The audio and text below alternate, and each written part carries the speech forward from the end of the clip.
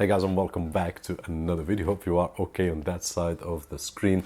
And today with the latest ASUS TUF F15 2022 model. Comparing to the 2021 model, this is superior on everything with the exception of one thing, which I will share with you in just a few moments. Now, if you are looking for a budget key for your computer, Windows 10 or Windows 11 Edition or Pro Edition, don't forget to check out Keysfan, where we can find budget keys and official OEM keys, and with the coupon code we can get Windows 10 Pro at roughly $7 US or Windows 11 at roughly $13 US. So I will leave a link down below just in case you want to check that out. Now, looking at the TUF F15, it is really awesome in terms of the interior, in terms of the components. Wow, it comes with an Intel i7 12650H, which is a beast of a CPU, 16 gigabytes of RAM, 512 SSD M.2 and a RTX 3050 Ti. Now this is one of the configurations available. I will leave a link down below, but you can select several configurations.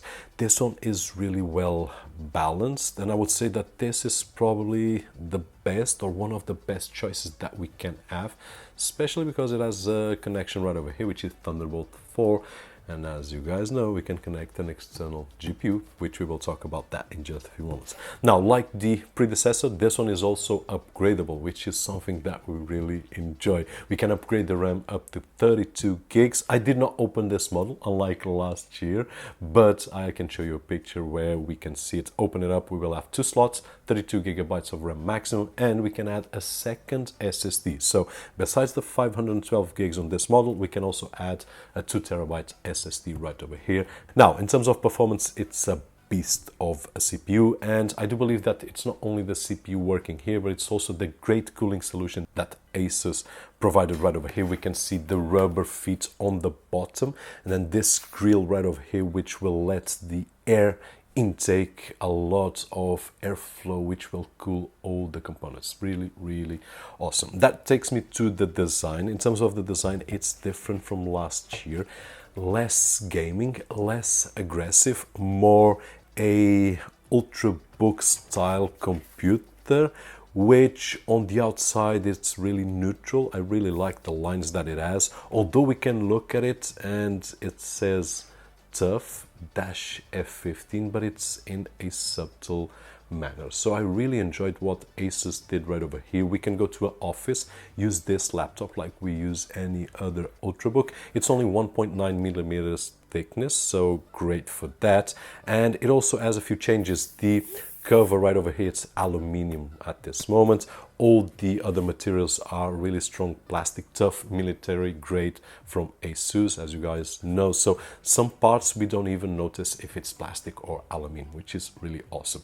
And the design overall, really nice. I also enjoyed the inside. When we open, we have a lot of space.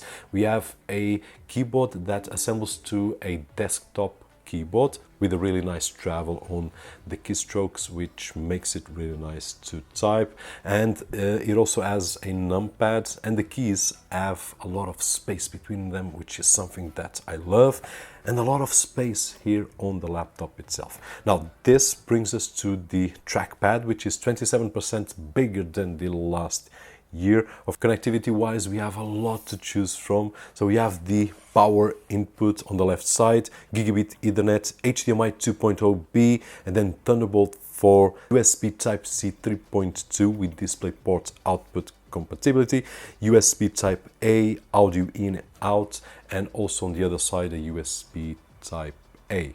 Overall, great, superior in everything with the exception of the GPU, which has the 3050 Ti. Now, in terms of the display, it has a display of 1920 by 1080 IPS panel with great image reproduction, great angles, so we can use this display anywhere and it will be just fine. It is a matte display, so in terms of glare from the lights, it's great. Some of you guys enjoy the glossy panels, some matte. I'm more on the matte side, depending on the type of work, some glossy, but this one is a nice finish. If I go to a shop or somewhere that has a lot of lights, this will give me a lot of advantages. Now, in terms of performance, as we have seen, in terms of the CPU, it's a beast, this CPU. Actually, it's touching values similar to some i9 CPUs that we have seen here in the past, and my opinion is that this is also because of the really effective cooling solution that we have right over here that will let the CPU go and go and go, which is really great. Actually, in terms of charging, we have the option to charge via the adapter that comes included, and also via USB Type-C, so we can charge with a power bank and whatever. So we are not limited to the charging power adapter itself. We can charge via anywhere. Now, in terms of gaming, I can show you the results from 3D Mark, which will show us a prediction of what we can do. As you guys know, Battlefield, Apex Legends, it will give us values of the 90 frames per second and above, so we will be fine. There's only one game that will show us less than 30, which is Red Dead Redemption 2, but that is to be expected because this is a 3050 Ti. Now, on my tests, I did play around with a game that my kid uses a lot, which is Plants vs Zombies, and it is a really fun game to play. It is like a cartoon, really nice, well drawn, so great fun. In ultra settings, I was able to get between 120 140 frames per second, which was a really nice experience. I also played Apex Legends in high preset, giving me 100 to 120 frames per second, so also really well played. And Star Wars Battlefront on high, 100 to 120, so we are taking full advantage of this display, which will give me up to 144 Hertz, and that is just awesome. And then on the Battlefield side, I did not use Battlefield 1 or with Battlefield 5, which we already know that it would be covered. I did use Battlefield 2042, and the experience was also really nice. Now, I was not able to measure the frames per second. By some reason, Fraps was not giving me the value, but what I would say is that I did try between medium and high settings, and I would say that my experience was always above the 60 frames per second. Probably on high and on more busy areas, sometimes it would dip to 40s, 50s, but my experience was really, really good playing on a 1080 display with those settings. A great experience. Now, in conclusion, my opinion is really simple. This is a great setup, although there are several ways that we can configure this machine with more powerful GPUs and so on and so forth, and of course making it a little bit more expensive, and link down below so that you guys can check all that. Most importantly is that the CPU, which is one of the things that we cannot upgrade, it's powerful enough to go ahead several years using it for gaming and for productivity. If you are looking for a machine that can render videos all day long, then this is a great machine. And on the line, if you want to upgrade, then we will be fine upgrading RAM, upgrading the SSD, and of course with Thunderbolt 4 the external GPU. Now, would I put an external GPU right now on this machine? I would not. Exactly the same that we tested on the 2021 model. Our conclusion was that it was not worth it. Although that model had a 3070, which is superior to this one, the only thing that I do believe that it's superior, it was not worth it.